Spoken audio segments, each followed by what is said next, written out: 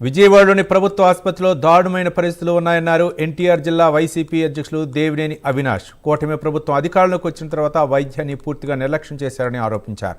2 సంవత్సరాల నుంచి ప్రభుత్వ ఆసుపత్రిలో వెంటిలేటర్లు కావాలని అడుగుతుంటే వాటిని ఏర్పాటు చేయలేకపోయారని విమర్శించారు. ఏసీలు కూడా పనిచేయకపోవడం దారుణమన్నారు. చంద్రబాబుకి ఢిల్లీ పర్యటన మీద ఉన్న శ్రద్ధ పేదల ఆరోగ్యం మీద లేదని విమర్శించారు. హాస్పిటల్లో సరిపడా స్టాఫ్ను కూడా నియమించలేని స్థితిలో ప్రభుత్వం ఉందని ఎద్దేవా చేశారు.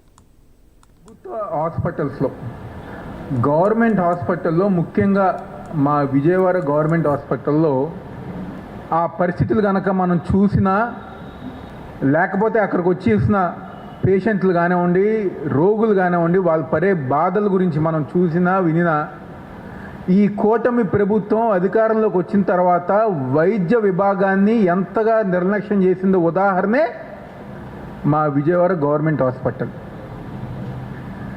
ఈరోజు నిన్న రాష్ట్రం అంతగా చాలామంది చూశారు. ఒక పేషెంట్ తీసేసిన కాలు, దాన్ని హాస్పిటల్లో కుక్కలు ఉండి ఆ కుక్కలు ఆ కాలుని పీక్కు తింటున్న సంఘటన నిన్న విజయవాడ గవర్నమెంట్ హాస్పిటల్లో తొలగించిన అవయవం ఏదైతే ఉందో దాన్ని పీక్కు తింటున్న సంఘటన నిన్న విజయవాడ గవర్నమెంట్ హాస్పిటల్లో మన అందరం గారు చూసాం. ఎంత దారుణంగా పరిస్థితులు ఉన్నాయో అని చెప్పని దానికి ఉదాహరణే నిన్న జరిగిన సంఘటన అని చెప్పి సందర్భంగా చెప్పుతున్నాం.